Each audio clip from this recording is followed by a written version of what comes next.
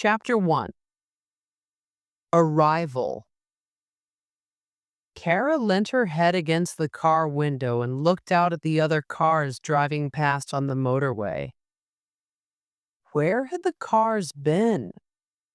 Where were they going?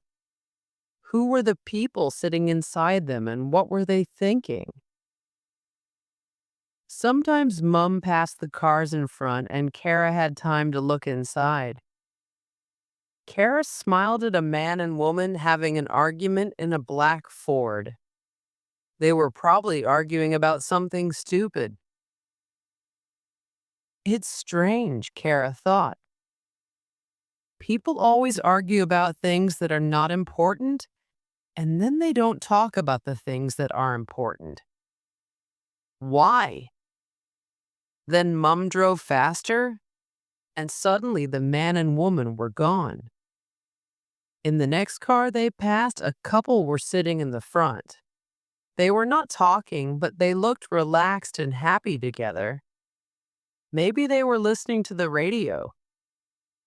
A young girl and boy were sitting in the back seat. The girl was asleep and the boy was playing a video game. They looked like a happy family, Kara thought.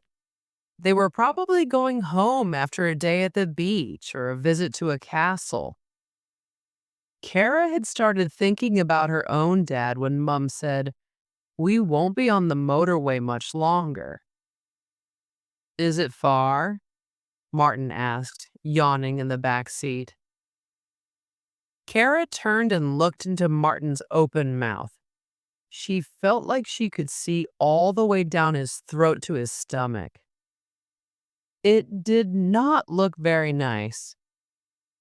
Kara looked at Mum. "Why can't we go on a real holiday?"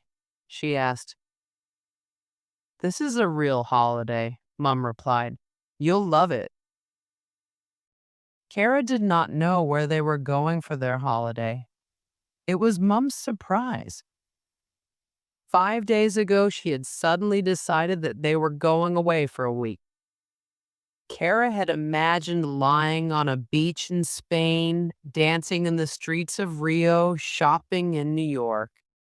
But when they drove past the airport, she realized that Mum had a different plan. Her mum's idea of a holiday was probably a week inside a caravan in a wet field outside a sad seaside town. Kara's disappointment grew when they left the motorway and drove further into the countryside. They passed through a small town and some villages, but soon there were only fields around them and there were no other cars on the road. Then Mum stopped the car. "Are we there?" Martin asked. "I'm hungry." Kara looked out of the window, but it was getting dark now and she could not see much. Mum took a map from under the seat and tried to find where they were. "We're lost, aren't we?" Kara said.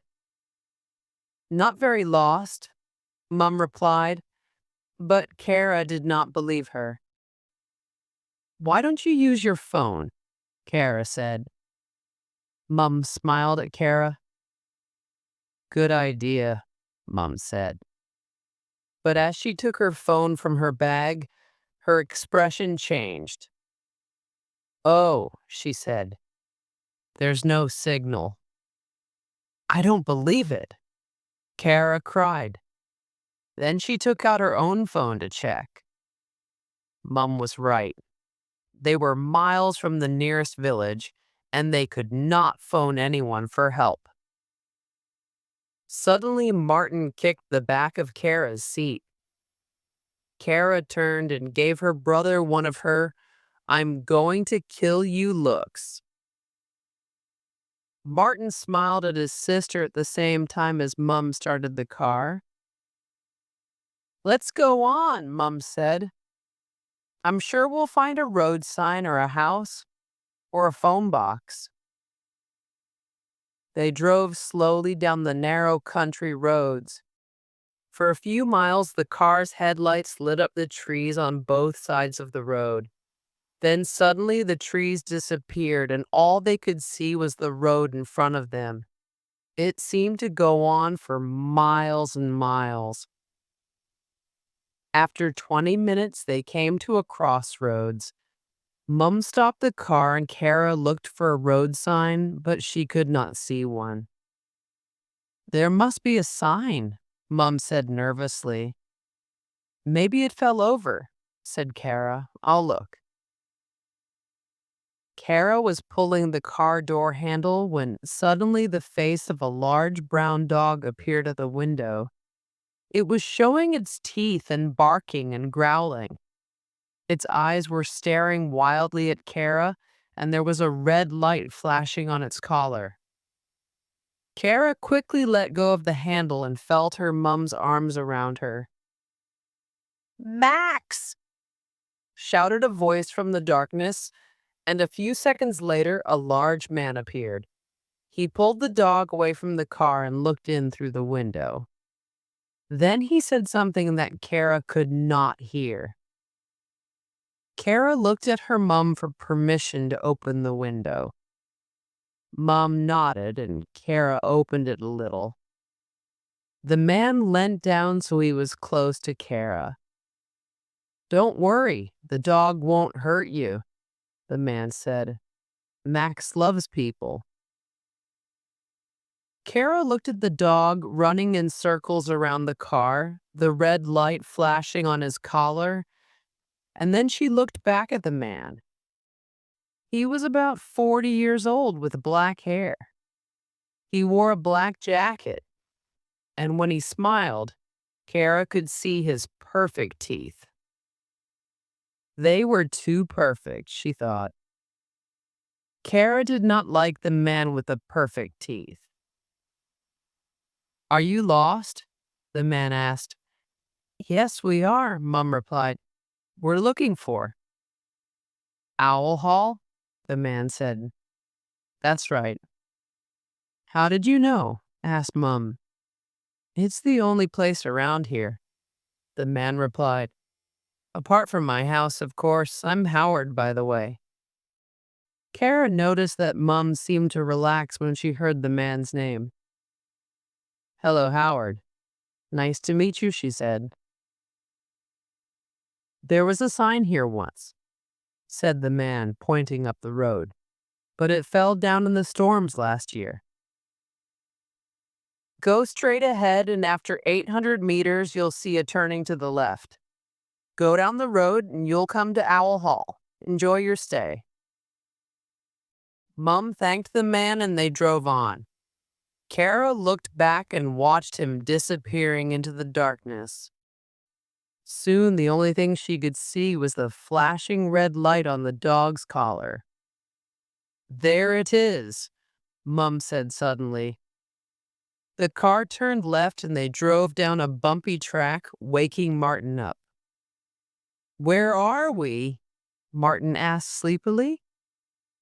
"We're here," Mum said, looking at the wooden sign that hung next to a large metal gate.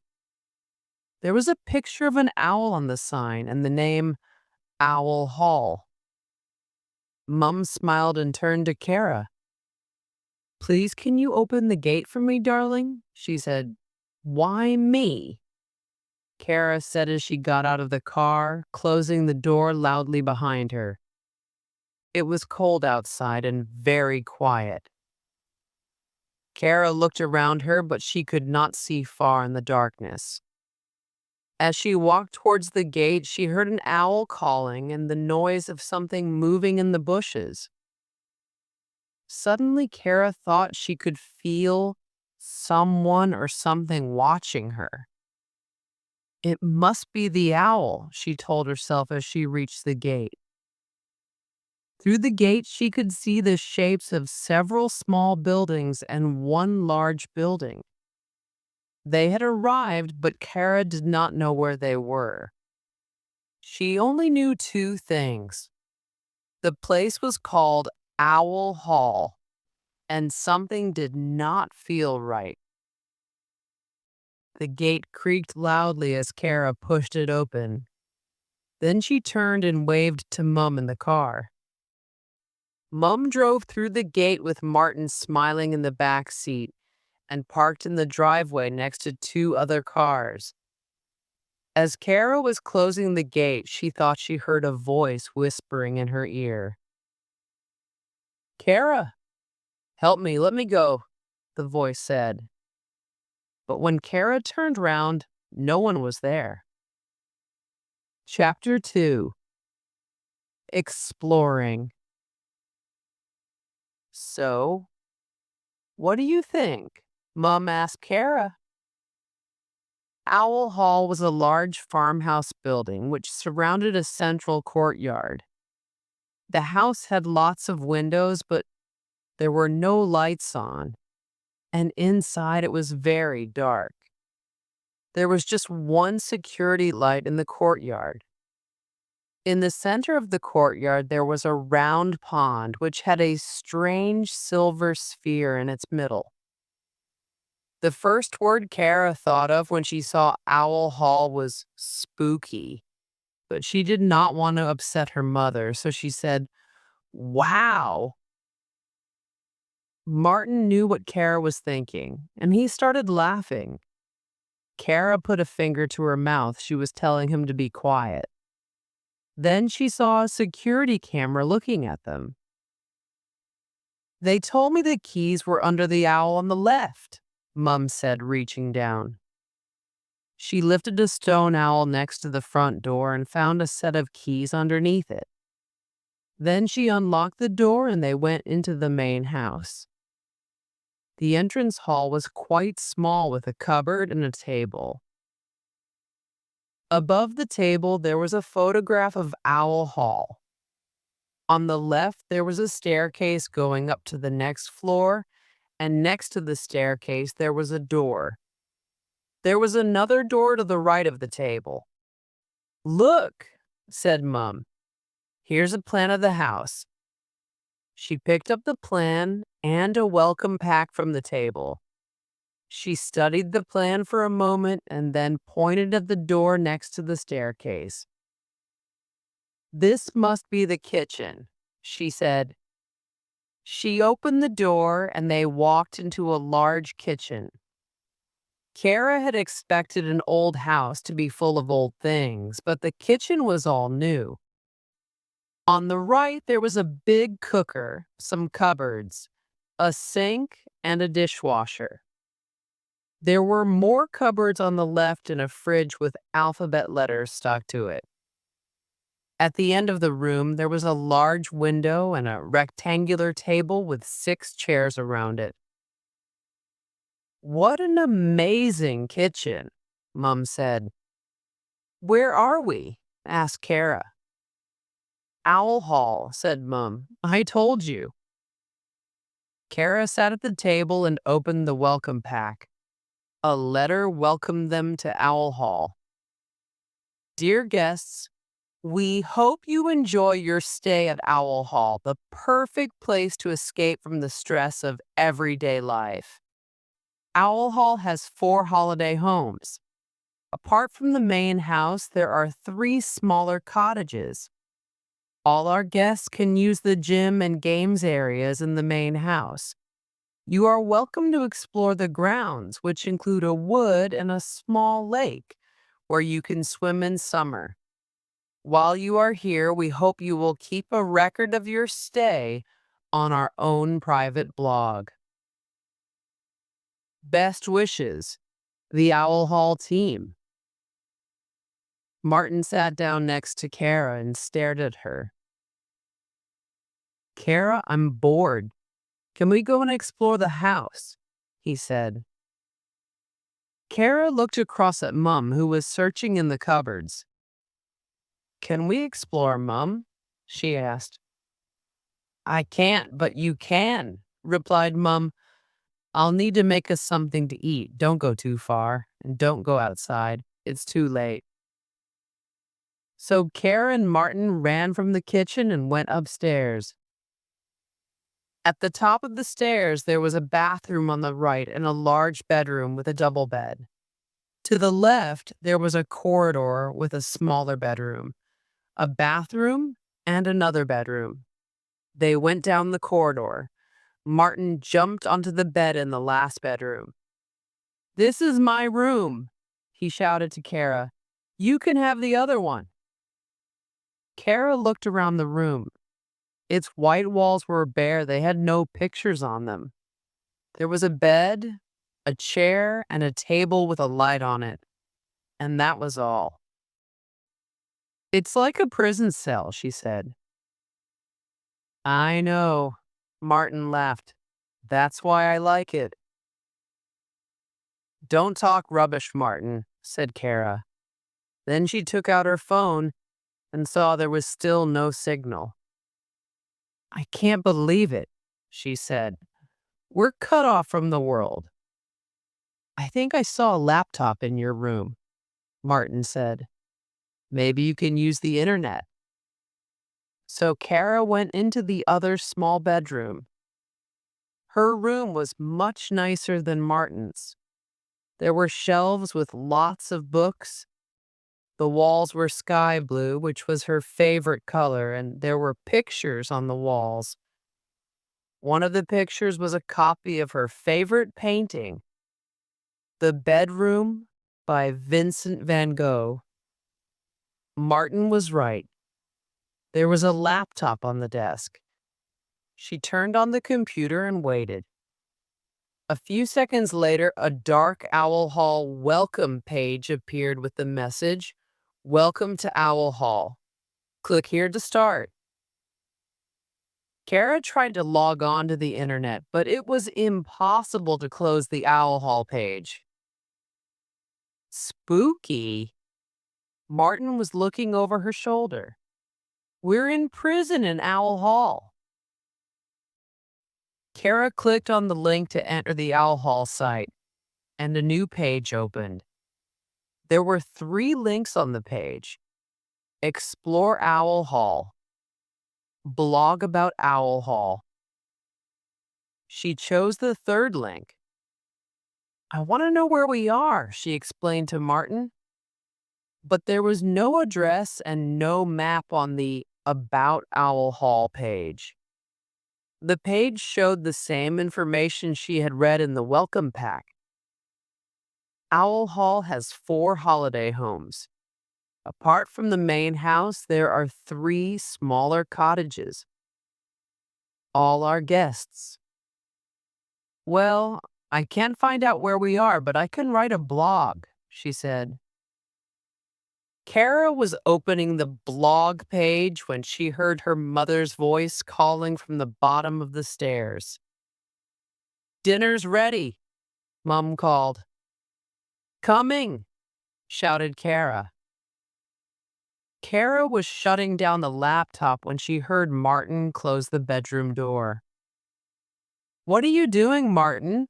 she asked. "Kara," he said, sounding nervous. "Can I talk to you?"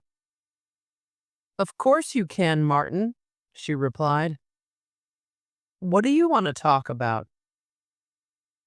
Martin sat down on the bed and looked at his hands. "Something's not right," he said. "I don't know how to say it." "It's okay, Martin." "I'm listening," Kara said.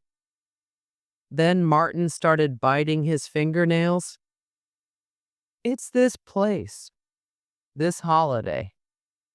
I've got a bad feeling, Kara. Please don't laugh," he said nervously.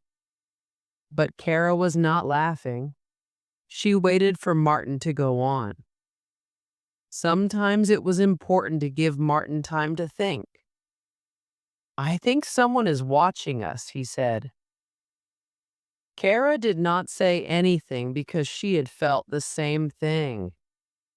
From the moment they had walked into the courtyard, she had felt someone watching her.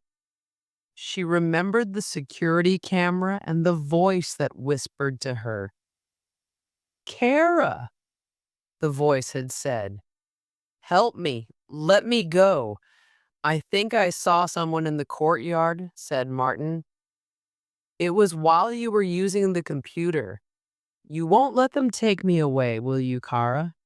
He went on. Please promise you won't leave me. I won't leave you, said Kara. Then she reached out and held Martin's hand. Chapter 3. Feeling awkward. Nobody said much at dinner. When Martin finished eating, he got up silently and went into the living room. After he'd left, Mum put her fork down and looked at her daughter. Why was your bedroom door shut earlier? She asked. I'm allowed some privacy, aren't I? Replied Kara angrily. Of course you are. But what? Said Kara. Are you worried I'm going to do something stupid again? No, of course not, said Mum. There was an awkward silence. That's a funny word, Kara thought suddenly.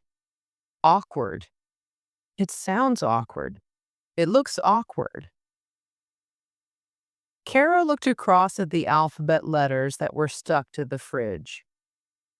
She imagined the letters of the word moving awkwardly on the fridge door, changing position, spelling the word awkward. Then she imagined 4 of the letters from the word moved again. This time they spelled her name. Kara! Martin was calling her from the living room. Kara, there's no TV. Kara stared angrily at her mother. Mum, she said, is there really no TV? I wanted to find somewhere quiet to go on holiday, replied Mum. Somewhere we could spend some time together. Kara left the kitchen, still angry, and went through to the living room. It was a long room with large leather armchairs and sofas grouped around a fireplace. What are you doing, Martin? Kara asked. Martin was kneeling down and putting pieces of newspaper in the fireplace. His eyes were bright with excitement. Look, Kara, I'm making a fire, he said. Come and help me. I don't think we should make a fire, Martin, Kara replied. Mum will be very angry. But Martin wasn't listening. He was concentrating on building his fire. He put more pieces of newspaper in the fireplace and then took a box of matches from a small table. Are you ready, Kara? He said.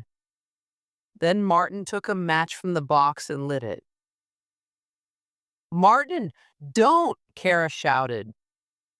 She ran to the fireplace and took the match from Martin's hand. Before he had light the fire, Mom heard Kara shouting and she came quickly from the kitchen. What's going on? Mom asked. She started it, Martin shouted, pointed at Kara. It was Martin. Kara sad. Mom looked at Kara.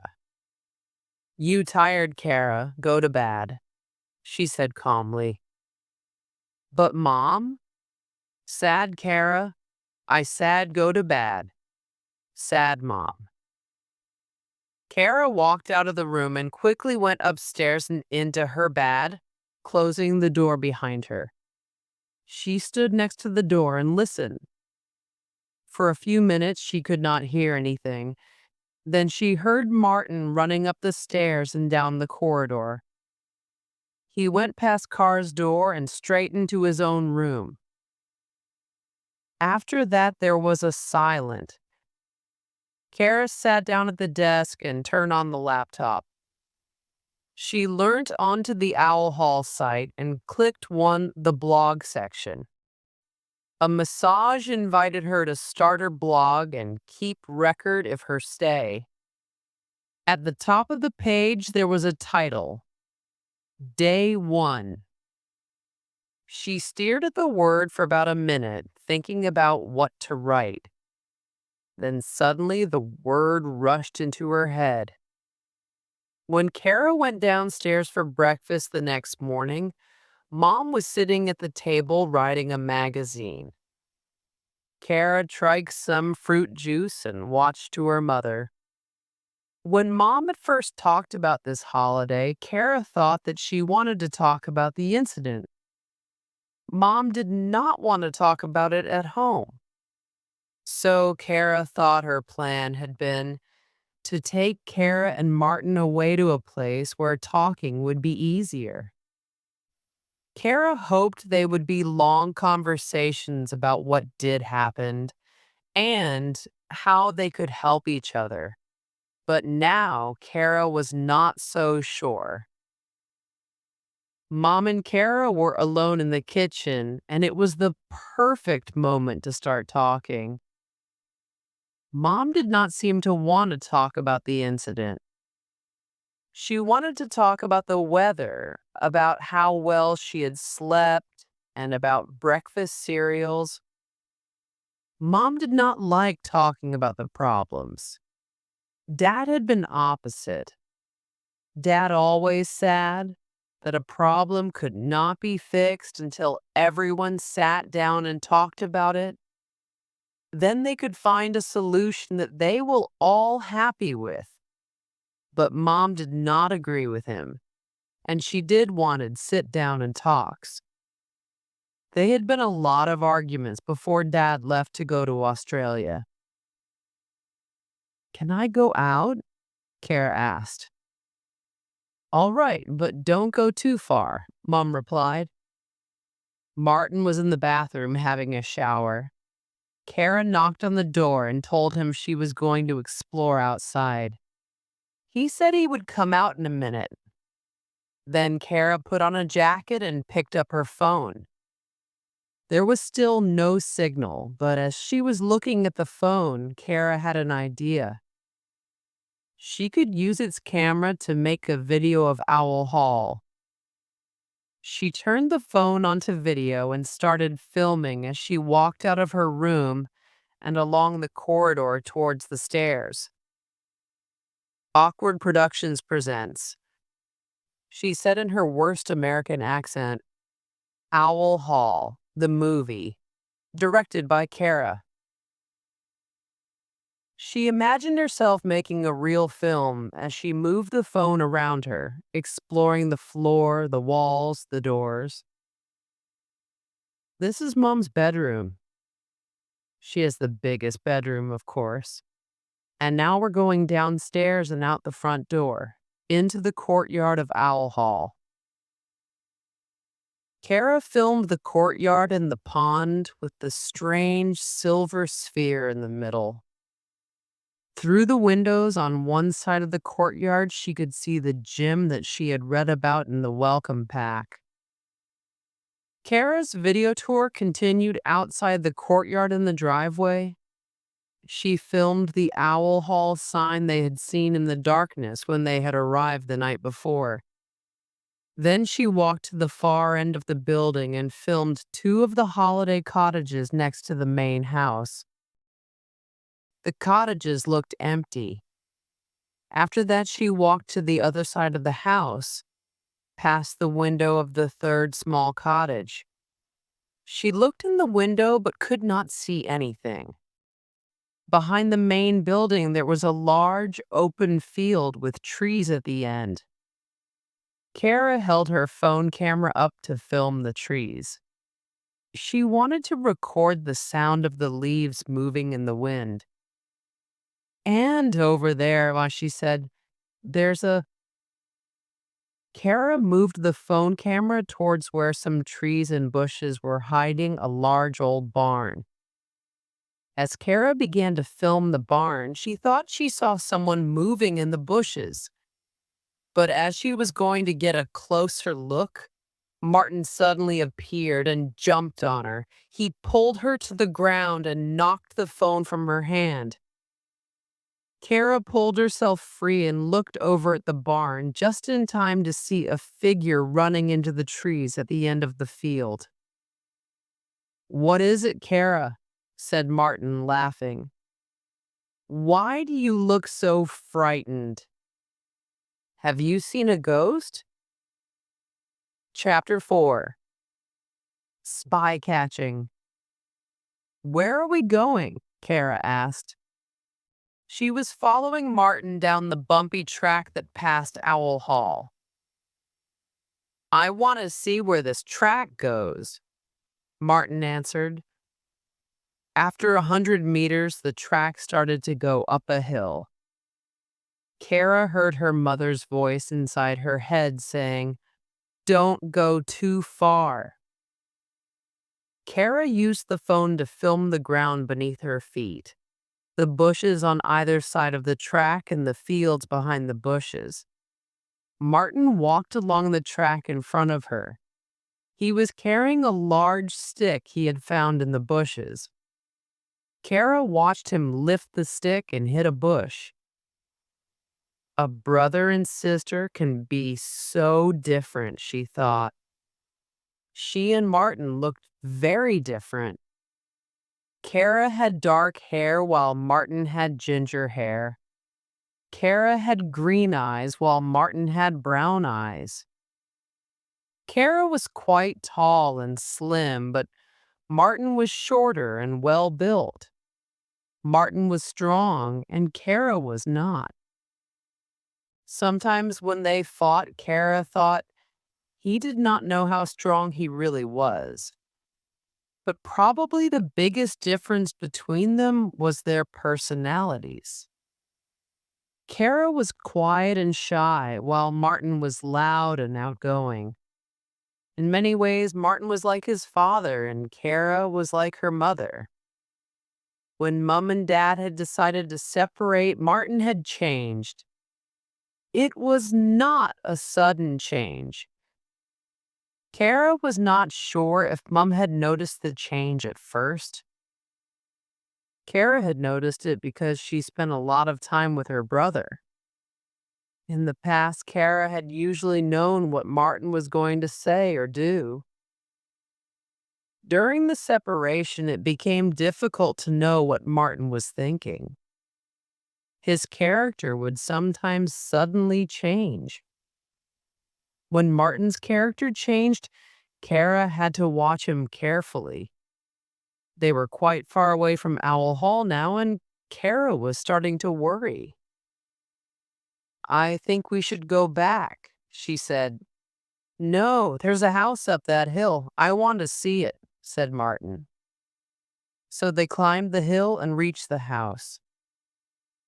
There they came face to face with Max, the dog from last night. Kara and Martin did not move. Kara remembered Howard, the dog's owner.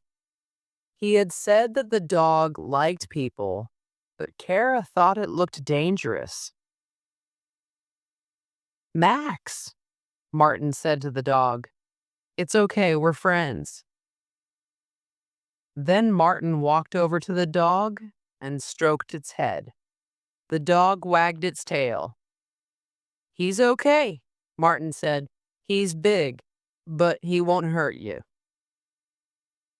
They walked through the gate and came to the house. It was a tall, narrow building that did not look loved. This must be Howard's house, Kara said. He said he had a house near Owl Hall. Suddenly, a face appeared at one of the upstairs windows. Come on, Martin shouted as he turned and ran back down the track in the direction of Owl Hall. Kara ran after him, imagining the person at the window running downstairs and chasing them. When they were back in her bedroom at Owl Hall, Kara and Martin connected the phone to the laptop and watched the video that Kara had made earlier. Awkward Productions presents, Kara's voice said. Kara did not want to watch the whole video. She wanted to find the moment when she had seen someone or something in the bushes outside the barn. This is it, Kara said when she reached the moment when the phone fell to the ground. She went back a few seconds and watched carefully. As the image moved in closer to the barn, she pressed pause and pointed to a shape in the bushes. "Look, Martin, can you see?" she asked. "There's someone watching us." Martin nodded his head and watched the shape moving in the bushes. A few seconds later, the phone fell to the ground. "It's a spy," Martin told her. "I'm going to upload the video to my blog," Kara replied. She logged into the site and started uploading the video. Suddenly, a message appeared on the screen. It said, "You have one new message. Click here to read." Kara looked at Martin, who nodded. "Go on," he said. She clicked on the link and a new window opened with a message. "I need to talk to you. Meet me in the barn at 5 o'clock. Come alone. A friend." "It's a message from the spy," Martin said. "Be careful. It might be a trap." "Don't be stupid," replied Kara. Then both of them jumped because someone had rung the doorbell. Kara and Martin waited for Mum to answer the door, but a few seconds later the bell rang again.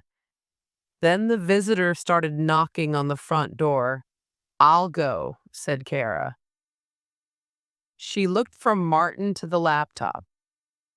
"Don't read my blog, Martin?" "Why would I want to read your blog?" Martin asked. Kara walked quickly downstairs and opened the front door. The man they had met last night was standing outside. He smiled, showing his perfect teeth, and held out his hand. "Hello," he said. "I'm Howard. Do you remember me?" "I remember," said Kara, but she did not shake his hand. She was wondering if Howard had watched her and Martin when they had visited the narrow house on the hill. "Is your mother at home?" Howard asked. "I think so," Kara replied. Kara did not ask the man to come inside. She went through the kitchen, but her mother was not there. Kara looked in the living room, but she was not there either. Then she went back into the kitchen and through the utility room to the gym. There she found Mum joking on a treadmill. "Mom," Kara said, "we've got a visitor." Mum looked up, but she was not looking at Kara. She was looking over her shoulder. Kara turned round and saw Howard in the doorway.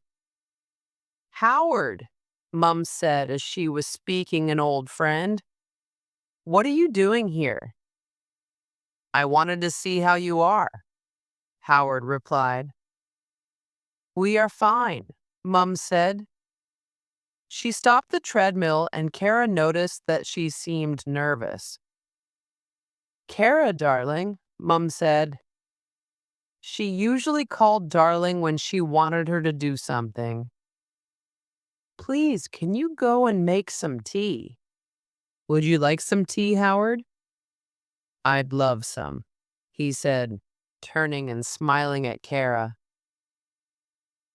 Kara knew that neither Howard nor Mum really wanted a cup of tea. They wanted Kara to leave them alone so they could talk.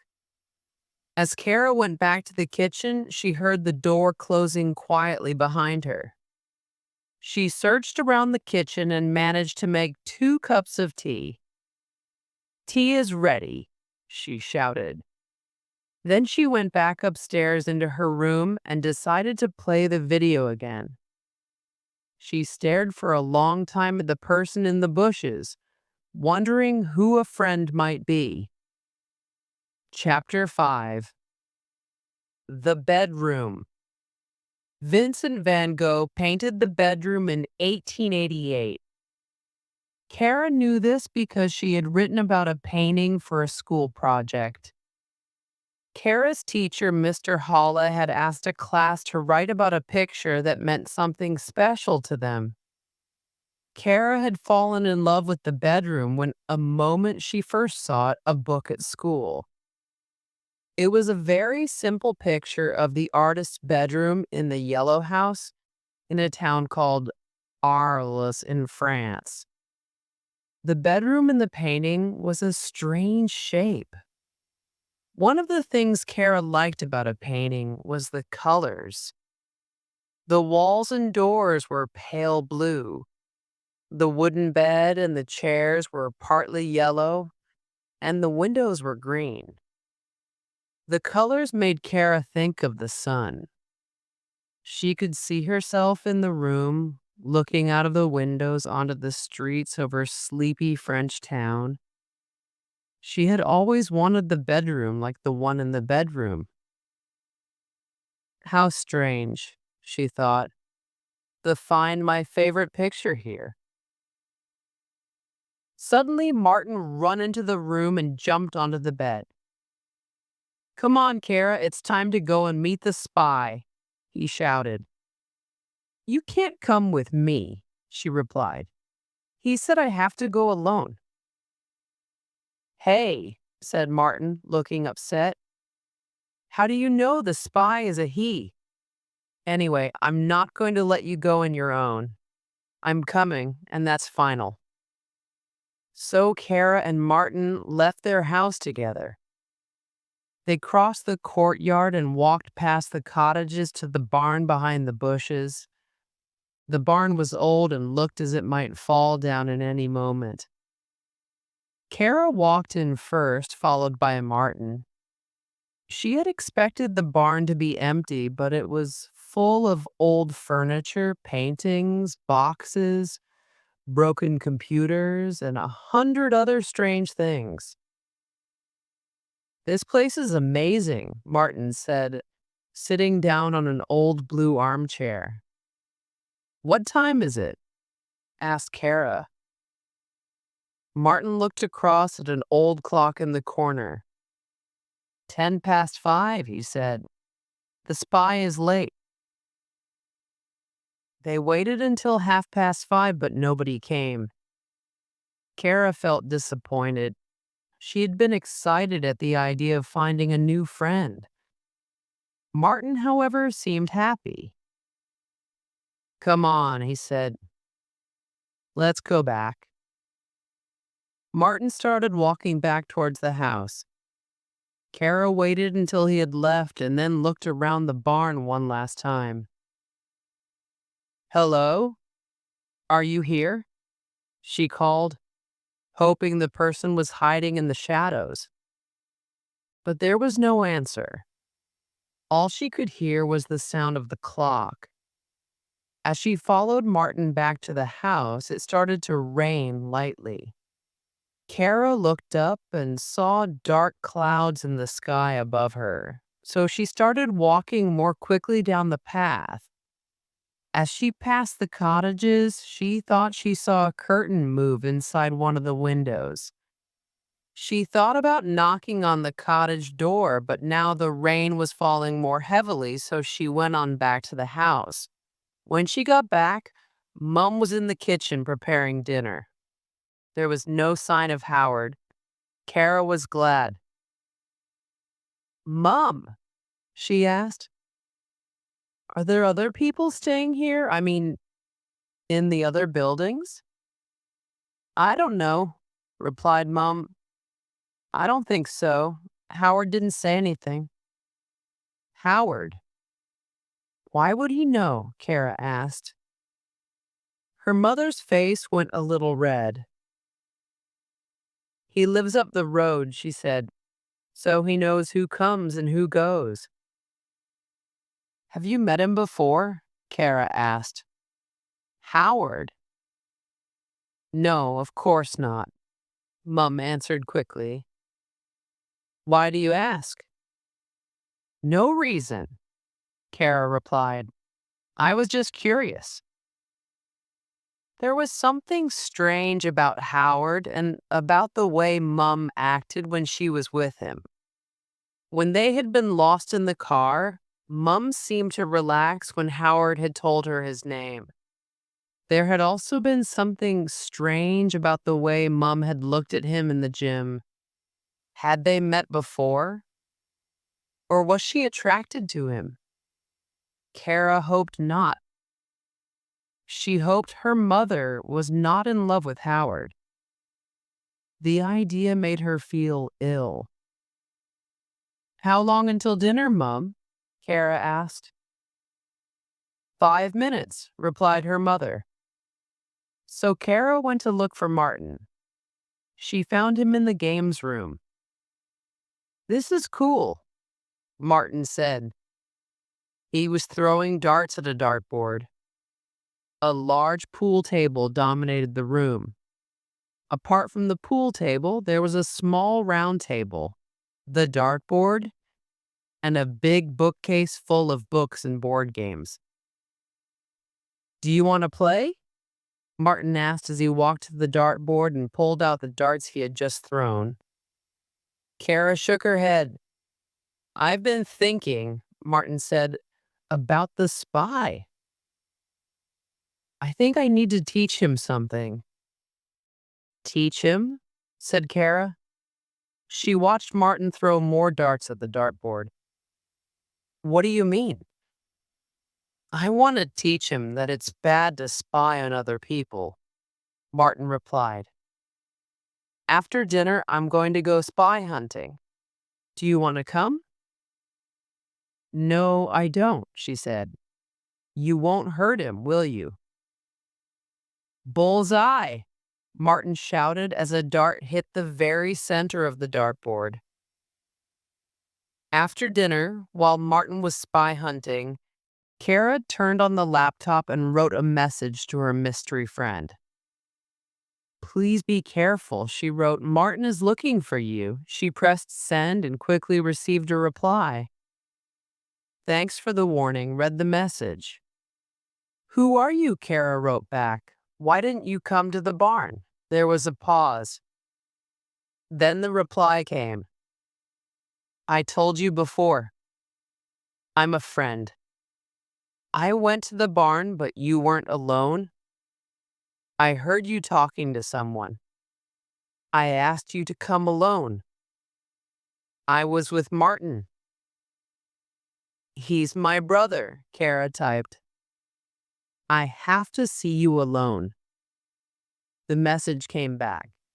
"How about tomorrow morning at 8 o'clock? I'll be there," Kara wrote, and the message came back. "I must go now." Then Kara typed quickly, "Wait, tell me your name." Kara waited for an answer, but none came. Had Martin found her friend? What had happened? Later, when Kara finally heard her brother's footsteps coming along the corridor, she opened the door and called out to him. "Martin, what happened?" Martin turned and looked back at her. His face and hair were wet from the rain. "Did you find him?" Kara asked. Martin smiled. "He managed to escape," he said. "Someone must have warned him." "It wasn't me," Kara replied too quickly. Kara watched as the smile disappeared from Martin's face. She felt uncomfortable because she had lied to her brother and he knew she had lied. What was happening? She had never lied to him before. Martin waited for Kara to say something, but she was silent. Then Martin turned and walked to his room. "Good night, Kara," he said, closing his bedroom door behind him. Chapter 6. Something Bad.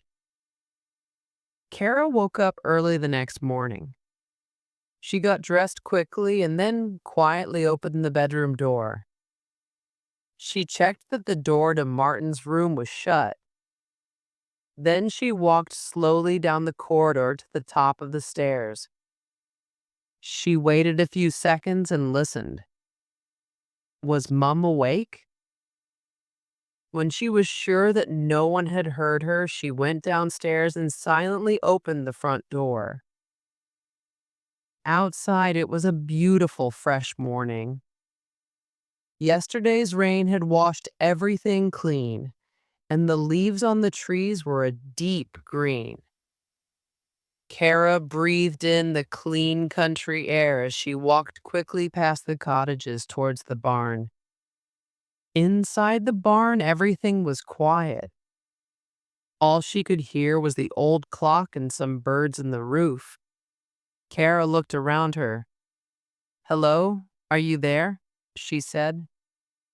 There was no reply, so she walked through to the other end of the barn. There were several large pieces of furniture along the back wall, including cupboards and wardrobes. A large mirror was leaning against one of the wardrobes. Kara stood in front of the mirror and looked at her reflection. "Hello," she said to her reflection. Suddenly, she realized that there was another person's reflection standing next to hers in the mirror. "Hello," the reflection said. Kara looked at the face in the mirror. It was the face of a boy about the same age and height as her. He was quite thin, and his face was pale. His hair was brown and wavy, and he had large brown eyes. He was holding a red book. Kara turned round to look at the boy beside her, but there was no one there. "Where are you?" Kara said. There was a silence. Then she heard a voice shout, "Over here!" And the boy appeared again from behind a bookcase. "Welcome to my home," he said. "Your home? Do you live here alone in the barn?" Kara asked. The boy looked around him. "Not really. I'm staying in the smallest cottage, but I like it here. People don't come here." "Don't you like people?" Kara asked, but the boy did not answer, and he looked at her in a strange way. Kara thought that maybe he could see what she was thinking. She felt embarrassed and looked away. "What's your name?" she asked. But again the boy did not answer. "My name's Kara," began. "Kara," the boy said. "I know, it's a nice name." Then he smiled. He had a very friendly smile. "In your message," Kara went on, "you said that you needed to talk to me." "Why?" The boy's expression changed. He looked very serious.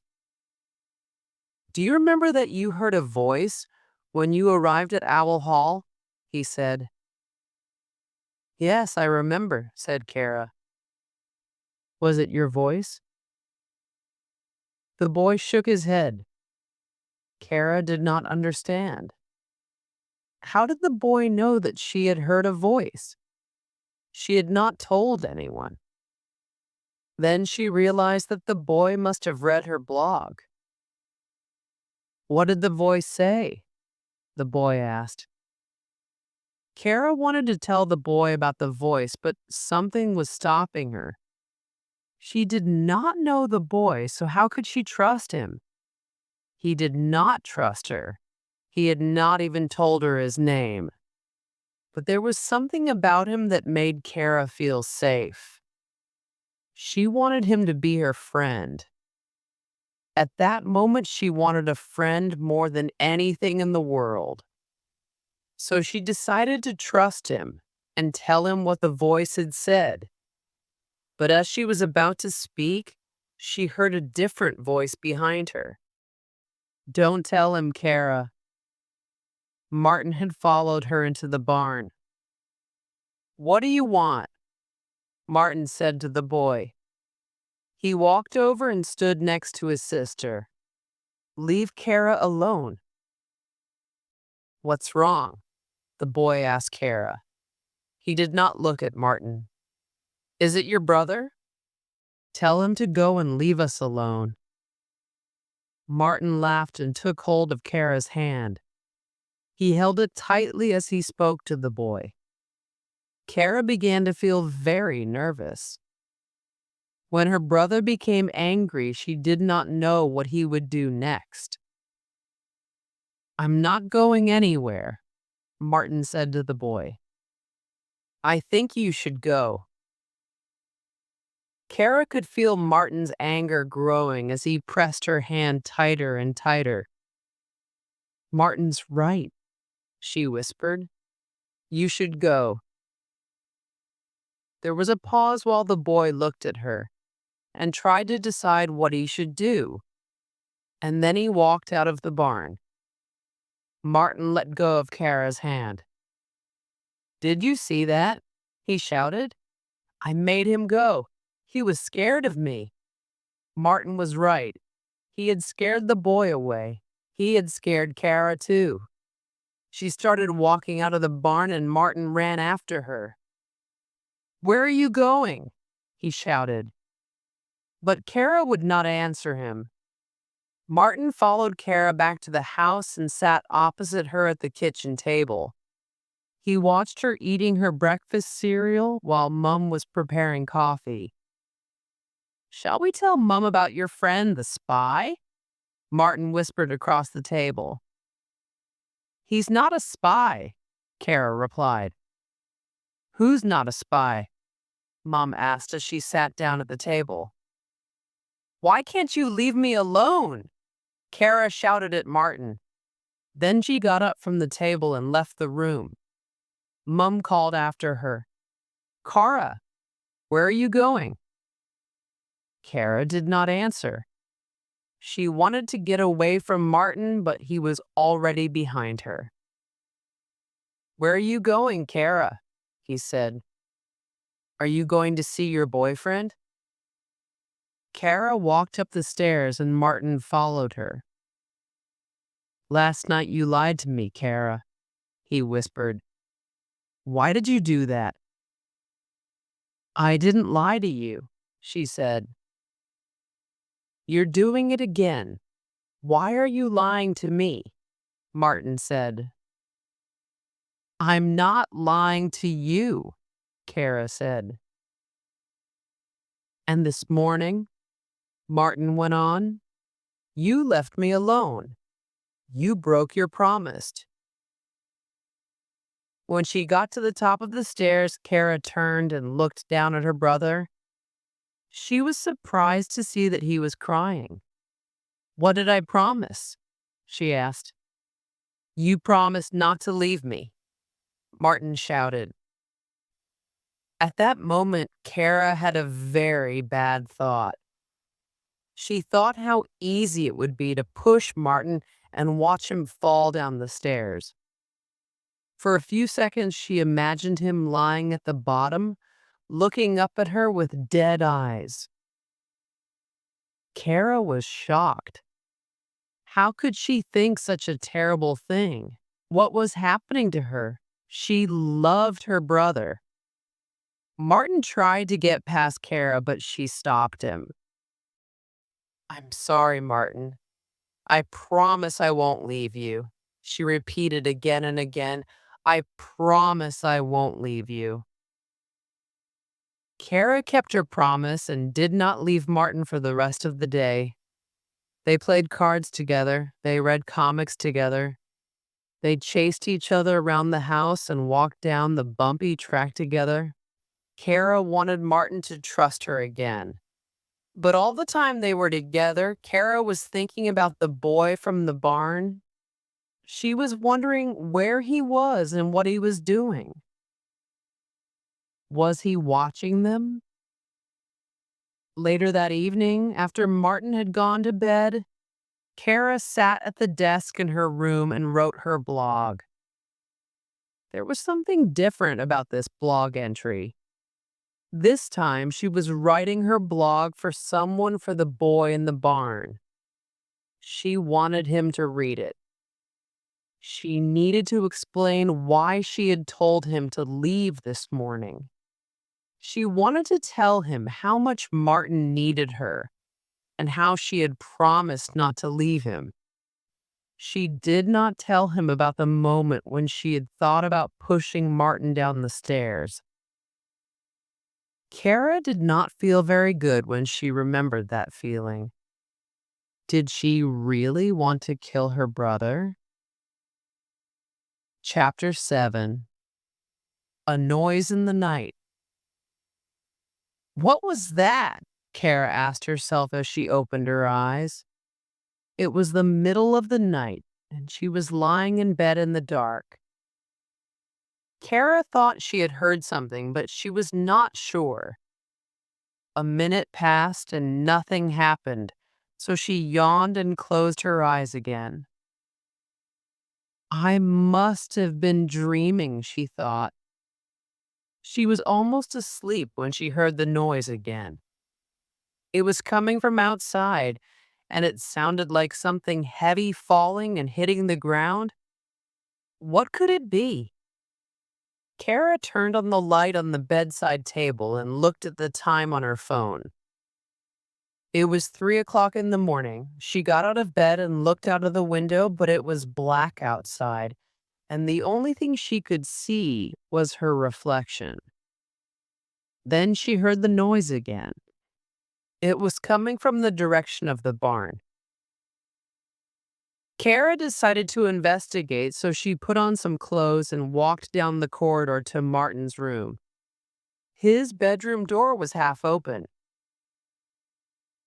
Martin? Kara said. But Martin was not there.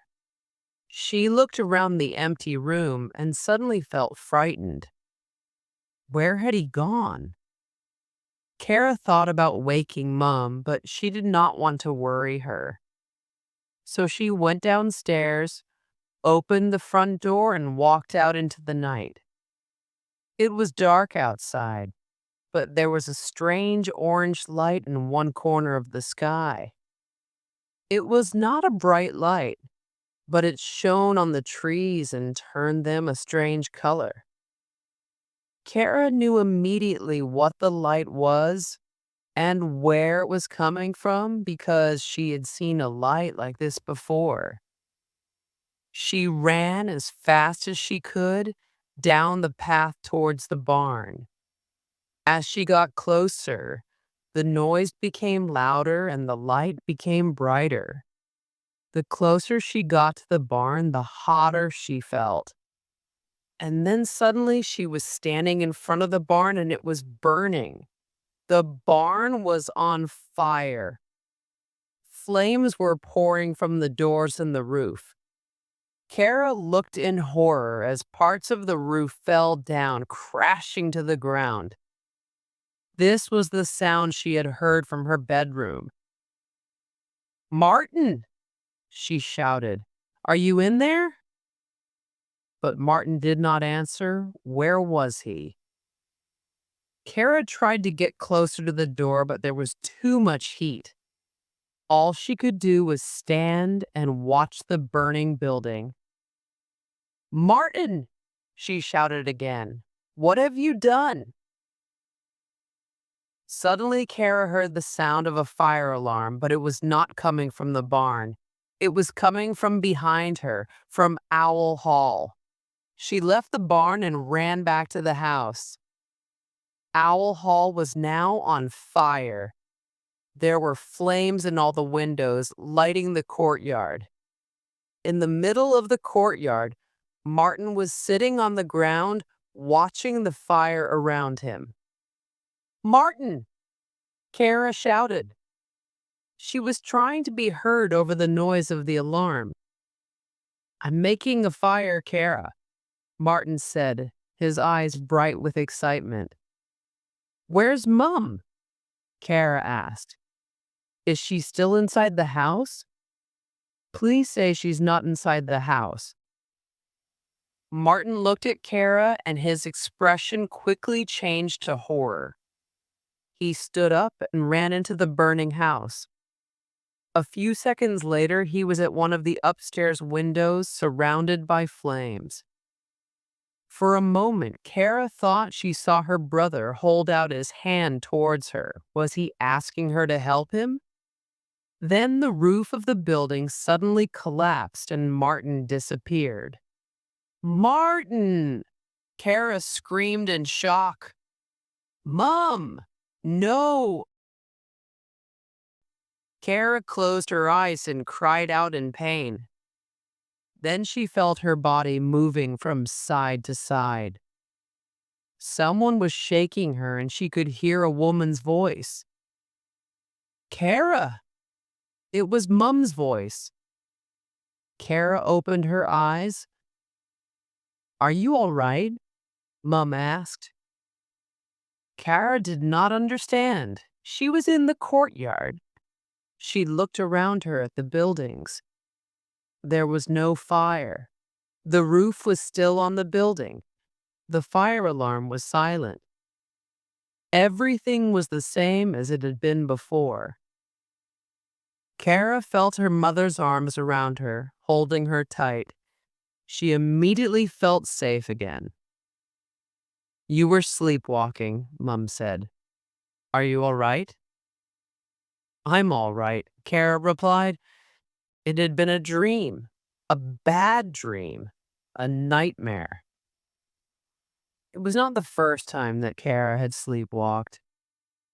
It had happened 3 times since the incident. Back inside the house, Mum made Kara some hot chocolate and they sat at the kitchen table together. Mum watched Kara as she drank the chocolate. I've asked Howard to come and see us tomorrow, her mother said. Oh no, Kara said. He's spooky. Howard is a friend, so I want you to be nice to him. Mum went on. Is that okay? For a moment, Kara said nothing. Then she slowly nodded her head and went back upstairs. She went straight to Martin's room. Martin, she whispered, are you awake? No, Martin replied. Kara sat down on the bed. Martin was lying on his side, facing away from Kara. I just had a terrible dream, she said. I know, Martin replied. How do you know? Kara asked, surprised. Martin did not move. I was in it, remember? He said, why didn't you come into the house with me? Kara was confused. Had she and Martin had the same dream? She did not want to answer his question, so she got up and walked out of the room. As she was closing the door, she heard Martin say, I held out my hand to you, but you didn't come. Kara could still see her brother in the burning house, holding out his hand to her. She closed the door and stood in the corridor for a moment. Then she went to her room and wrote her blog. Why had she had such a terrible dream? Chapter 8. Keep out. Kara stared at the handwritten notice on Martin's door. Her brother had terrible handwriting.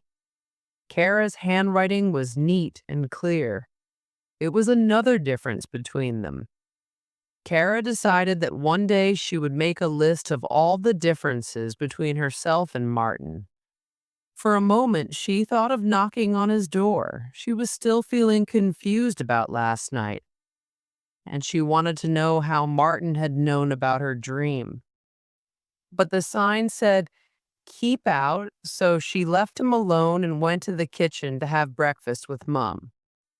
Then she decided to go back to the barn because she wanted to make sure it was still there. She also wanted to find her new friend. It felt strange walking into the same barn that had been burning down in her dream. This morning it looked the same as always. Kara looked around her and suddenly she saw the boy in the corner. He was sitting in the blue armchair and writing in the old book with the red cover. Hello, Kara said. The boy looked up and smiled. "Hello," he said. "Are you alone?" Kara nodded. "Yes, I am." "Where's your brother?" he asked, looking around the barn. "He's in his room." Kara laughed. "He wants to be alone."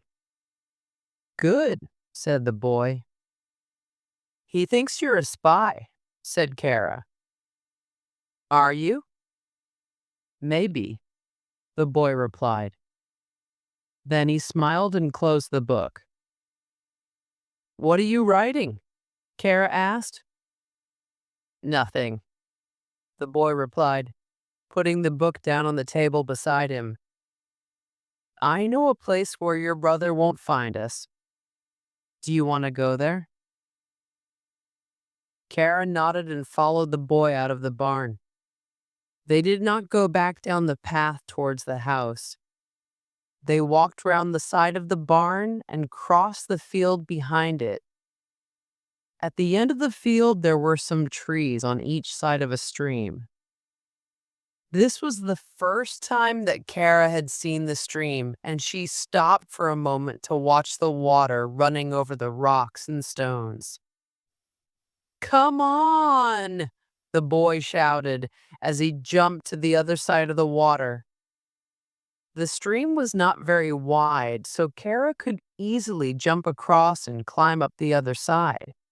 She looked behind her. Through the trees, she could see the barn and owl hall in the distance. For a moment, she thought of Martin sitting alone in his room, but then she decided to stop thinking about him. She ran after the boy, and soon they were walking side by side up the hill. "Where are we going?" Kara asked. "You'll see," the boy said. "It's not far." At the top of the hill, they came to a path that took them to a gate. On the other side of the gate, there was a wood with hundreds of tall trees. The boy climbed over the gate, but Kara stopped. The wood looked dark and mysterious, and she was feeling a little afraid. "What's wrong?" the boy asked. "I don't know you," Kara said. "I don't even know your name." The boy looked disappointed. "What's so important about a name?" he asked. "Would you trust me more if you knew it?" It was strange, but Kara felt that she could trust the boy. She did not know why, but she felt that they had something in common. She had always been taught not to trust strangers, and it was a rule she followed. But was the boy a stranger? Not really. He was staying at Owl Hall too. So Kara decided to climb the gate and follow him into the wood. They walked quickly between the trees. It was much darker in the wood. Sometimes the sunlight passed between the trees and lit up the ground beneath them. "Come on!" the boy shouted, and he started running. Kara ran after him, and then suddenly they were coming out on the other side of the trees back into the daylight. "Wow!" Kara said. They were standing at the top of a hill looking down at a lake. The water in the lake was calm, reflecting the sky above it. There were hills all around the lake which hid it from the outside world. "Wow," Kara said again. "It's amazing." "I know where there's a boat," said the boy. "Come on, I'll take you to the island." Kara followed the boy down the hill. There were some bushes by the lake, and hidden in the bushes there was a rowing boat lying upside down. "Help me turn it over," the boy said. They turned the boat over and pulled it into the water. Then the boy went into the bushes and came back with 2 oars. Kara got into the boat first, and the boy followed her. He sat down in the middle of the boat, put the oars in position, and started rowing. Kara sat at the back of the boat and looked down into the water. It looked dark and deep. She put her hand in the water and it felt cool and fresh. They did not speak for the rest of the journey. The boy rowed while Kara looked up at the sky. She felt as calm as the water in the lake. She felt good, very good. The island was near the other side of the lake. It was smaller than Kara had expected. There was just enough space for a few trees, for the boat, and for Kara and the boy. After they had pulled the boat onto the island, they sat down on the ground and stared across the water. "How did you find this place?" Kara asked. "Last week when I was out walking, I found the boat and rowed it here," the boy said. "Now I come here every day. It's my island." "You're strange," Kara laughed. "You are too," said the boy. They sat in silence for a while, and then the boy looked at Kara. "Do you ever feel like someone or something is chasing you?" he said. "No," Kara said too quickly. The boy stood up and started throwing stones into the water.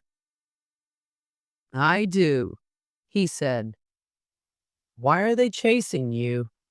Kara asked. "Because I'm different," he replied.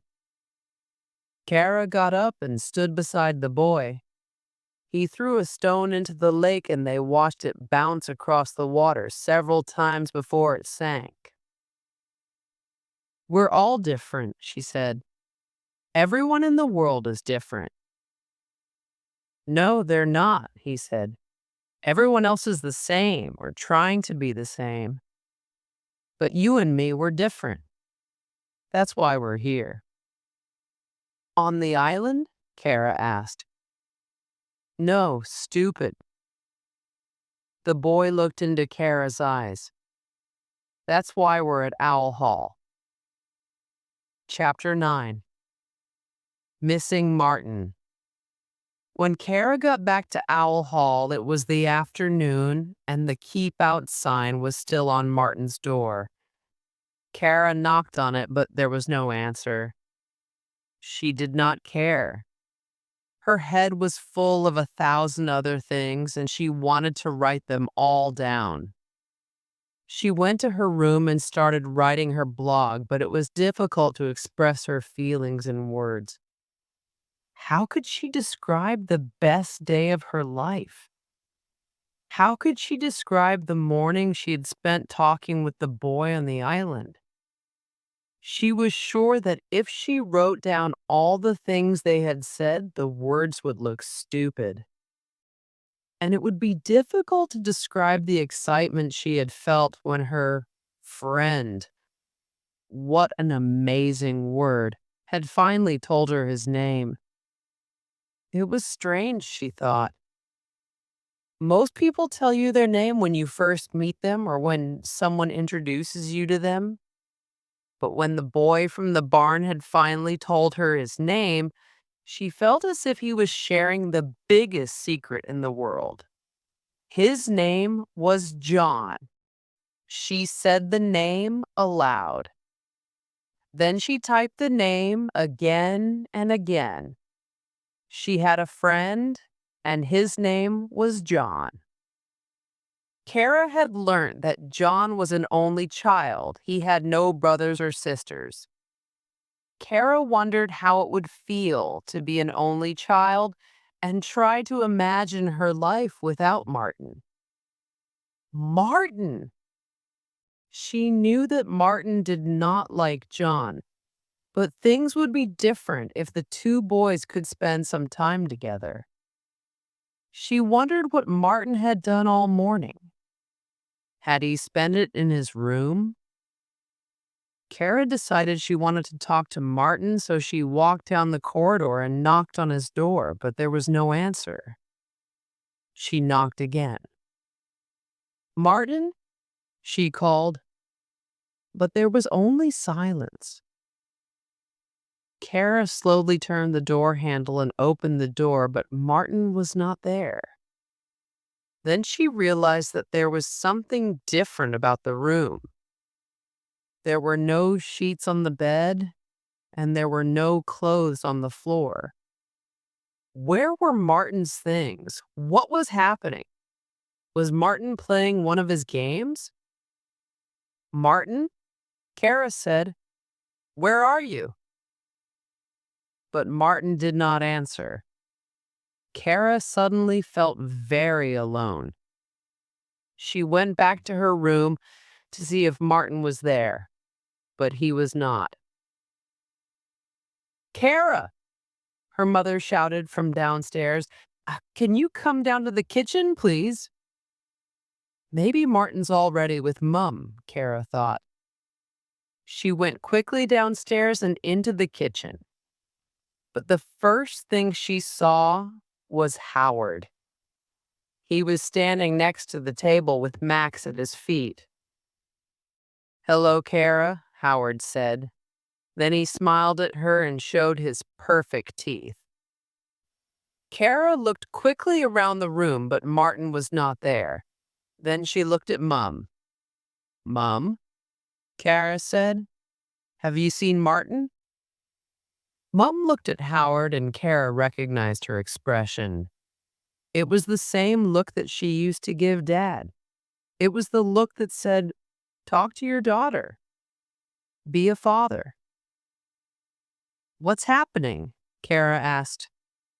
Howard sat down at the table. "Your mother says that you've been sleepwalking," he said to Kara. Kara began to feel very angry. "That's none of your business. You're not my dad," she shouted. Mum put down the cups she was taking from a cupboard. "Kara, please don't talk to Howard like that," she said angrily. "He's trying to help you." "If Howard wants to help me, then he can tell me where Martin is," Kara said. "Please don't start," Mum said. "Not about Martin, please." Howard looked at Kara. "Please sit down," he said in a voice full of authority. "We have to talk." Kara slowly sat down at the table.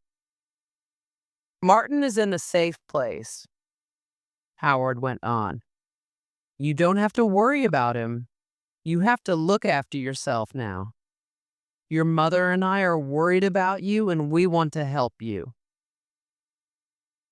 But Kara was not listening to Howard. She was worrying about Martin. What safe place? What had Martin done? Where had they taken him? "I promise not to leave him," she cried. "Please, Kara," Mum said. "Please don't start talking about Martin again." Kara turned to stare at Howard. "Where is he?" she asked. "I told you," Howard said. "Martin is in a safe place." "No," Kara shouted. Then she got up and ran out of the kitchen. She started running up the stairs, but then changed her mind. There was something strange about Howard. She heard his words in her mind. Martin is in a safe place. Where had he taken Martin? The only safe place Kara could think of was Howard's house on the hill. Was Martin a prisoner there? Kara ran back down the stairs and out through the front door. It was still light outside, but the air felt cooler as she ran across the courtyard. She came to the bumpy track and followed it up the hill towards Howard's house. She did not know what she was going to do when she got to the house. She only knew that she had to find Martin. The daylight was starting to go by the time Kara got to the house on the hill. She stood outside looking up at the dark windows. There were no lights on and she could not see anyone, but she thought she could hear voices coming from inside. She looked around to check that no one was watching her. Then she walked up to the front door. It was not locked, so she opened it quietly and walked into the hall. Kara's eyes slowly got used to the darkness inside the house. She was standing in a long, narrow hall. There was a table by the front door with some unopened letters on it. Kara picked one up. It was addressed to Dr. Howard Ward. Howard was a doctor. Then she heard the voices again. At first she thought they were coming from one of the rooms, but then she realized that they were coming from under the floor. Kara tried not to make any noise as she walked down the hall and past the staircase. She was feeling very frightened, but she knew she had to find Martin. Behind the staircase, there were some steps going down to another door. That must be the basement, Kara thought. Martin must be in the basement. Her heart started beating faster as she turned the door handle, but the door was locked. Kara looked around the hall for a key, but she could not find one. What should she do? Should she shout his name? Number. There were other people there. She could hear them talking. If Martin was there too, they might hurt him. But why would they want to hurt her brother? For a moment, Kara thought of calling the police. But then she had a better idea. Chapter 10: An Important Discovery. Kara knocked on the door of the small cottage and waited. A few seconds later, a man opened the door and stared at her. He did not look very friendly. "Is John here?" Kara asked. Then John appeared behind the man. "It's all right, Father," John said. "She's looking for me." "I suppose you want to come in," the man said to Kara. Kara thanked him and walked into the cottage. It was strange being inside it. She had passed it so many times since she had been at Owl Hall. It was much smaller than the main house, and it felt cold inside. She followed John to his room. "I need your help," Kara said. "What are you talking about?" John asked. "What's happened?" Kara stood by the door, feeling awkward. "I think Martin has been kidnapped," she said. "I think Howard has taken him and locked him in the basement of his house. There are people inside and I can't open the door, and I promised I wouldn't leave him. Please help me." John thought for a moment. Then he opened a drawer and took out a torch. "Okay, Kara, let's go and find him," he said. But Kara did not move. She was looking at the picture on the wall of John's room. "What's that?" Kara asked. John looked at the picture and laughed. "It's a map of Treasure Island," he said. "It used to be my favorite book. I like islands, you know that." "And what's your favorite color?" Kara asked. "It's green," he said. "Why?" Kara looked at the room's green walls. John's room was painted in his favorite color, and there was a picture from his favorite book on the wall. In the main house, Kara's room was painted in her favorite color, and there was a copy of her favorite painting on the wall. Kara's head started going round in circles. What was happening to her? "Come on," John said, opening the door. His father was in the living room reading a very large book. He looked up as they walked past. "Don't be too late," his father said as they left the cottage.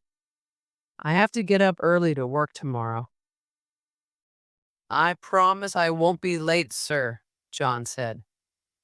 Then John followed Kara up the bumpy track to the house on the hill. They opened the front door and walked into the hall.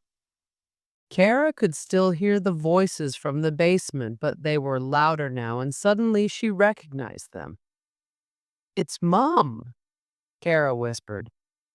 It's Mum and Howard's voices. What is Mum doing in the basement? John tried opening the basement door, but it was still locked. Then he shone the torch on some shelves behind them. He lifted up a key from underneath a silver bowl. How did you know the key was there? Kara asked. I'm a spy, remember? John answered. Are you sure you want to do this?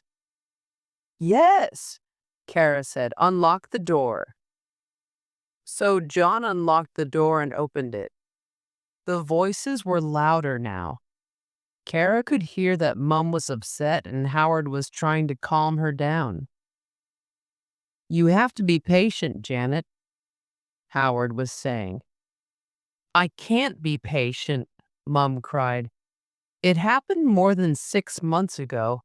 I can't do this anymore. I want Martin out of our lives. Kara followed John down the steps. There was a strange light coming from the basement, and when they reached the bottom of the steps, Kara could see that it was coming from a line of TV monitors on a long desk. It looked like the control room of a television studio.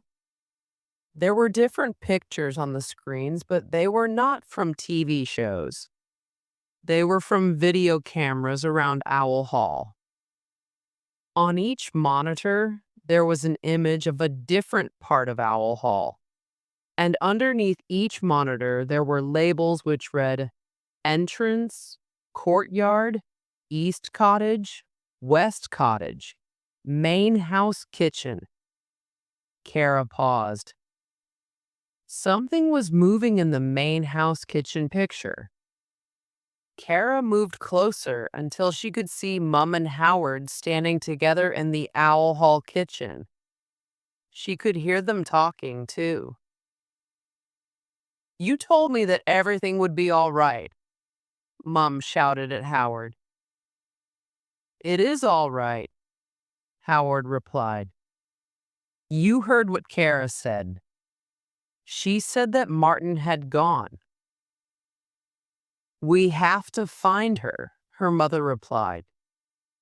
Then she suddenly left the room, followed by Howard. A few seconds later, they both appeared on one of the other monitors. They were walking across the courtyard, past the camera hidden in the silver sphere in the pond. Come with me, Howard said. I know how we can find her. John took hold of Kara's hand. We have to leave, he said. I think they're coming here. Kara's eyes were moving from monitor to monitor. She was trying to understand what she was seeing. Then she followed John back up the stairs. He locked the basement door and left the key under the same bowl. Then they walked quickly out of the house and ran through the trees until they reached the barn. Let's hide in here, Isker, John said. So they entered the barn and John sat down in the blue armchair. They won't find us here, John said. There aren't any cameras in the barn. But where's Martin? Kara said. I thought he would be in the basement. I have to find him. Kara, Martin's gone, John said. What do you mean? Kara replied. I mean, you don't have to worry about Martin anymore, John said. You can live your own life now. Kara sat down on the ground and put her head in her arms. You don't know anything about my brother, she said. You're right, John said. So tell me about the incident. What really happened 6 months ago? Tell me, and then maybe I'll understand him better. Go on.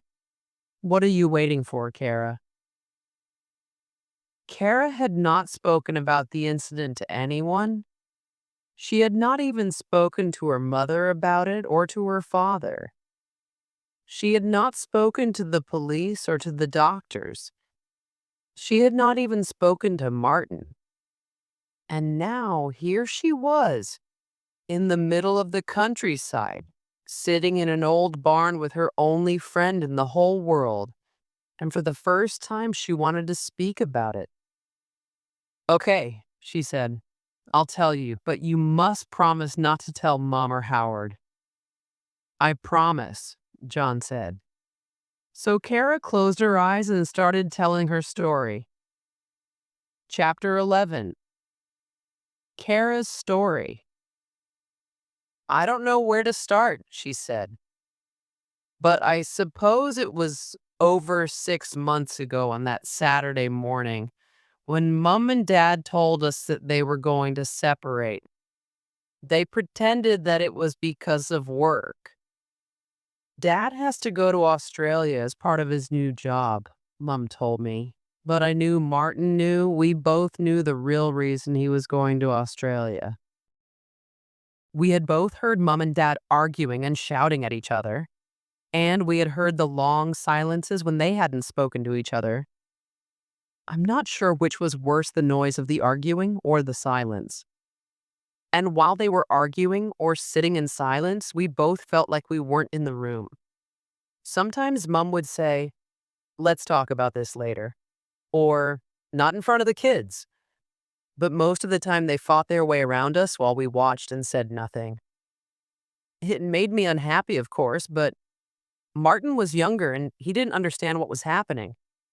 He slowly became very quiet and very angry. On that Saturday, I was sitting in the living room with Martin while Mom and Dad were shouting at each other in the kitchen. Suddenly, I saw Martin take a box of matches from the shelf, and I knew that he was going to do something bad. I didn't try to stop him. He lit one of the matches and moved towards the waste paper basket. He carefully lit the paper that was in the basket and watched the flames rise. Then he came and stood next to me. The smell of burning was strong, and Mom and Dad came running in quickly. They just stood there. I remember the look of shock in Dad's eyes. I put the fire out. Then Martin started crying, and I started shouting at Mom and Dad, telling them to stop arguing because it was making Martin angry. They spent the rest of the day being nice to us, telling us how much they loved us. Martin liked Mom and Dad being nice to him, so a few days later he started burning some clothes in my bedroom. I suppose he thought that he could stop them from separating. He thought that if he kept lighting fires, they would realize how bad he felt, and maybe they would stay together. But they didn't. Dad even talked about separating us. Maybe Martin could come and live with me in Australia and Kara could stay here with you, Dad said. But Mom wanted us to stay together. So Dad left and Martin became more upset and more angry. A few days after Dad had gone, I came home and found Martin in his room playing with a cigarette lighter. It was during the school holidays and Mom was out at work. We were the only ones in the house. I started shouting at Martin and I told him that he had to stop. I told him that Dad was never going to come home again. Martin said I was lying and that it was all my fault. It was my fault that Mom and Dad had argued. It was my fault that Dad had left home. That's when I said, Martin, I wish you were dead. I didn't mean it. I was angry. Martin stared at me and I'll never forget the look in his eyes. He looked as if he hated me. Then he walked out of the room. I heard him leave the house, shutting the front door hard behind him. A few minutes later, I went to find him. I felt bad about what I had said, and I wanted to make things better again because I loved him. He was my little brother. I walked to the end of the street, but I couldn't see him. I walked across the park near our house, but he wasn't there. I looked everywhere, but I couldn't find him. I sat down on a bench and felt terrible. That was when I heard the sirens and saw two, maybe three fire engines driving past very fast. I knew immediately that something had happened and that Martin was responsible. So I ran after the fire engines and saw them disappear around the corner into our street. I ran as fast as I could, and all the time I was thinking, it's my fault. I told Martin that I wished he was dead. I'm guilty. When I got to our street, there were people everywhere. The fire engines were in the middle of the street, and the firefighters were breaking down the front door to our house, trying to get inside the burning building. Our home was on fire, and there was nothing they could do to stop it. 40 minutes later, the house was just four walls with an empty black hole inside. So that was the famous incident. It was in all the newspapers and on TV. You probably saw it. I can still see the newspaper headlines, "Pyro Boy Burns Down Broken Home." I had to look the word up in the dictionary. Pyromaniac's someone who wants to start fires because they have a mental illness. It's an ugly word. An ugly word to describe people who do terrible things. John looked into Kara's eyes. "And what happened to Martin?" he asked. "Did the police find him?" "I was the one who the police interviewed," Kara replied. "I was the one who had to see all the doctors and listen to all their questions. Nobody talked to Martin." "Why not?" John asked. "Because." Then Kara went silent. "Because what?" John continued. He knelt down in front of Kara and held her hands. "Let him go, Kara," he said. "Let him go." "What do you mean?" Kara asked. "You heard his voice. You heard it when you arrived at Owl Hall, remember?" John said. Kara remembered the voice that had whispered to her the night she arrived at Owl Hall. "Kara," it had said. "Help me, let me go, stop pretending," John said. "I'm not pretending," Kara said. "Then tell me what really happened to Martin," John said. There was a long silence, and Kara could hear her heart beating. She wondered if John could hear it too. Then she looked into John's eyes and said the words for the first time. "Martin is dead." The two of them looked at each other without speaking for a few seconds. Then John said, "How did he die?" Kara stared down at the ground. Then she slowly started to cry. "When we argued, I heard the front door shut. I thought he'd left the house, but he hadn't. He stayed in the house and started the fire, but this time I wasn't there to put it out. He died in the fire. Martin's dead." Kara suddenly felt as if a huge weight had been lifted from her shoulders. Martin was dead. For the first time in 6 months, she had said the words. "Martin is dead." "So why have you been pretending that he's still alive?" John asked. "Everybody thinks it was my fault," Kara said. "No, they don't," John replied. "Martin started the fire, not you. Everybody knows that." Kara's expression suddenly changed. She took her hands away from John and stood up.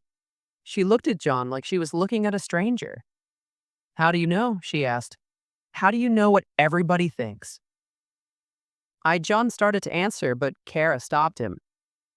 "You knew, didn't you? All this time, you knew that Martin was dead. Why didn't you say anything?" she asked. "I wanted to help you," John said. "You work for the doctor, don't you?" she said. "You work for Howard. That's why you became my friend. You're not really my friend, are you? This was all a trick." "No, Kara," John said. But Kara was not listening. She felt the tears running down her face, and she turned and ran from the barn. She wanted to escape everything and everyone, so she ran as fast as she could back to the main house. As she came into the courtyard, Mum and Howard appeared at the front door. Mum looked frightened.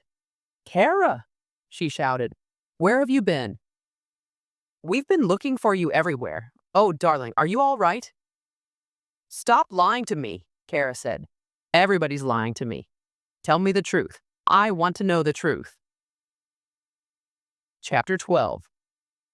A New Beginning. Kara, Mum, and Howard sat at the kitchen table. Mum had made a pot of tea. She poured the tea nervously and looked at Howard. Howard understood and started speaking. Kara, he said, your mother contacted me because she thought I might be able to help you.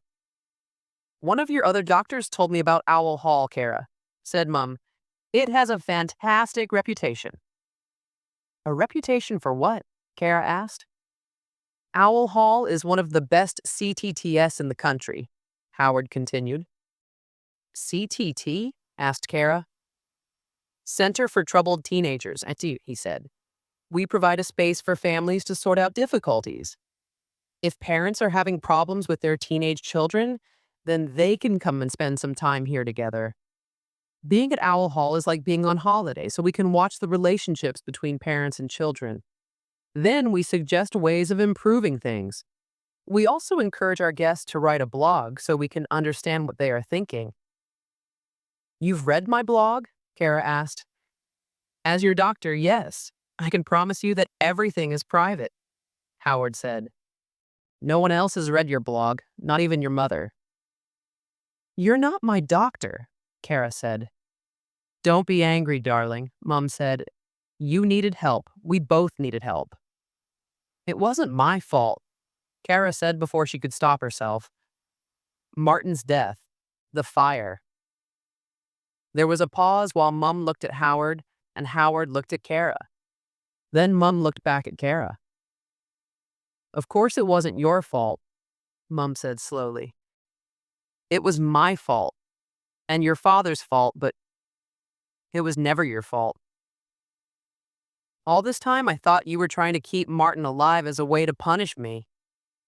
Howard has helped me understand what was really happening. I didn't know that you felt guilty too. There was an awkward silence.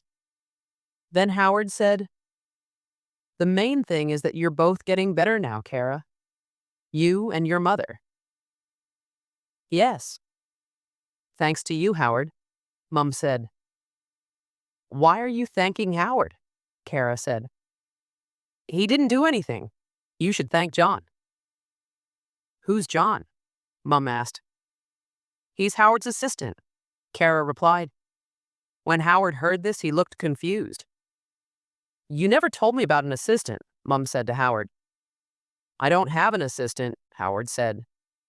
Kara thought about Howard's words for a moment. Was he telling the truth? Then who is John? Is he another patient? Kara asked. Are all the people I've seen at Owl Hall your patients? Howard looked at Kara for a long time. Then he shook his head. I'm sorry, but I can't discuss other patients at Owl Hall, he said. Suddenly, Kara's mother wanted to know more about John. Who was he? How old was he? How long had Kara known him? Kara did not want to answer Mum's question, so she got up quickly and walked out of the kitchen. She needed to find John. The moon was bright and Kara ran back to the barn, but he was not there. She went to John's cottage and knocked on the door, but it was John's father who opened it. Is John here? She asked. No, replied his father impatiently. He hasn't come back yet. Now, if you'll excuse me, I'm very busy working. Kara ran on. She ran up the bumpy track to Howard's house on the hill. Inside, she ran straight to the door to the basement, but it was still locked. So she took the key from under the silver bowl, unlocked the door, and went down the stairs. But John was not there. She looked at all the monitors with their pictures of Owl Hall. She was hoping to see John on one of them, but he did not appear. Then she saw something on the desk in the basement. It was a large blue folder full of papers. Someone had written something on the front of the folder, case number X450899. Kara looked inside the folder and found a large photograph of herself. There were newspaper cuttings about the incident in the folder. There were school reports and reports from the police and the other doctors she had seen. There were copies of all her blog entries and a form on which Howard had made a note of everything Kara had done since she had arrived at Owl Hall. At the bottom of the form, Howard had written in big letters, "See case X450892." Kara looked around her. In the corner of the room, there was a filing cabinet. She opened the top drawer and saw that it was full of folders. They were all different colors and had different case numbers on the covers. Kara searched for case X450892 and found it almost immediately. She opened the folder and found herself looking at a photograph of John. The folder was full of papers and she wondered what they were. Were they police reports? Newspaper stories? Then Kara saw something else in the folder. It was a map of an island. "John!" Kara shouted. John was sitting alone on his island, writing in his red book. But when he heard Kara's voice, he stood up. "I need to see you," she cried. Kara was standing at the side of the lake and waving to John. John quickly got into the boat, and a few minutes later, he was standing next to Kara. John smiled nervously. "So we're still friends?" he asked. "Yes, we're still friends," Kara answered.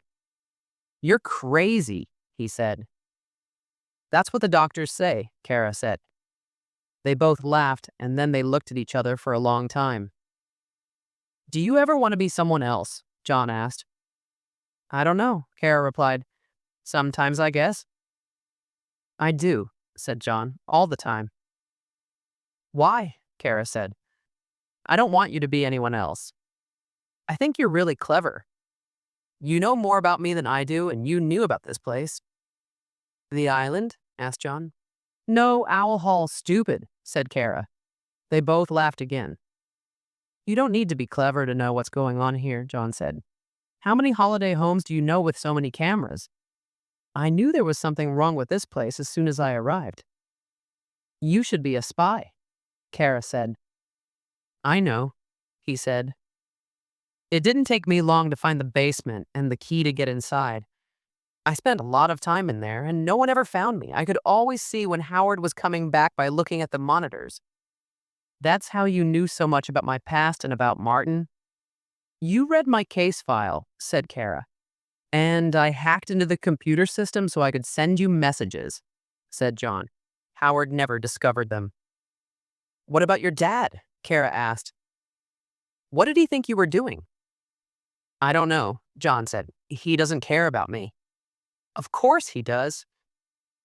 "Why do you call him sir?" Kara asked. "He thinks children should always obey their parents," said John. "We've never been close. Not like you and your mum. You're lucky. My dad's always busy with his work." Then John looked away from Kara. "So, do you know my story now?" he asked. "Did you read my case file? About what happened at school?" "No, I didn't," Kara replied. "But when you're ready, you can tell me about it. I want to hear your story from you and not from some notes or reports." Then Kara looked at the red book that John was holding. "What are you writing?" she asked. "Words," John said. "You love words, don't you?" said Kara. John did not answer. "You should be a writer," Kara said. The boy moved nervously. "I don't think so," he said. "Words are dangerous." "Dangerous?" Kara said. "How are they dangerous?" "Words can hurt," replied John. "Sometimes words can kill." John looked very unhappy, and Kara knew he was thinking about something from another time and place. Kara did not ask him any more questions. The next morning, Kara wrote her final blog entry. It was the craziest blog entry she had ever written. She knew that Howard would read it, and she wanted to give him something special to read. Then, after breakfast, Mum told Kara to pack her things. They were leaving Owl Hall and going home. They had moved into their new home 4 months ago. It was in a new town, and Kara had thought she would never make any friends. But now she had a friend, and the future looked brighter. Kara was happy to go home, but sad to leave John. He had helped her, and now she wanted to help him. Howard came to say goodbye to them. He seemed sad to see them leaving. Even Max looked sad. "Don't you want to say goodbye to your friend?" Mom asked. Kara shook her head. John was a good spy, and Kara was sure that he knew what was happening. He was probably sitting in the control room now, watching them all on one of the monitors. If John wanted to say goodbye, then he would come and find her. She secretly hoped he would. Mum and Kara put their cases in the back of the car. As she was getting into the car, Kara thought she heard a voice whispering to her. Kara. I'm sorry, the voice said. She looked up and saw Martin standing at one of the bedroom windows. Kara knew that it wasn't really Martin, but he looked so real. Thanks for letting me go, Martin whispered. I'm free now. For a moment, Kara felt sad as she remembered her dead brother. Then Mum waved goodbye to Howard and started the engine. She drove the car out through the gate of Owl Hall and down the track towards the road. Kara looked back. She thought she could still see Martin at the window. Then suddenly Mum put her foot on the brake and the car stopped. Kara turned round and saw John in front of them. He was standing in the middle of the track. Then he walked round to her side of the car and Kara opened the window. Hi, John said. Hi, Kara said. Kara turned to Mum. Mum, she said, this is my friend. His name is John. Then she turned to John. This is my mum. Hello, John said. Nice to meet you, Mum said to John. You must come and visit us soon. Kara would like that, wouldn't you, Kara? Kara nodded her head. John was holding a package. It was about the size of a box of chocolates, wrapped in brown paper with a string tied around it. This is for you, John said. Then he held out the parcel and Kara took it. Thanks, she said. John stepped back and Kara's mother started driving slowly away. Kara watched him grow smaller and smaller as her mother drove away. Then the car turned the corner and they were back on the main road. He seems like a nice boy, Mum said. Kara untied the string and opened the parcel. Inside, she found the red book that John had been writing in. She opened the book and read, "To Kara" on the first page. Then she turned the page and started reading. Chapter 1. Arrival. Kara leant her head against the car window and looked out at the other cars driving past on the motorway. Where had the cars been? Where were they going? Who were the people sitting inside them, and what were they thinking? Kara smiled. John had written the story of her visit to Owl Hall. She turned the pages and read sentences that told the story of her past few days. There were the funny moments, sad moments, and the frightening moments. Then she remembered John's last words. Chapter 13 is the best part. Kara quickly looked through the book. She reached the end of chapter 12 and then turned the page.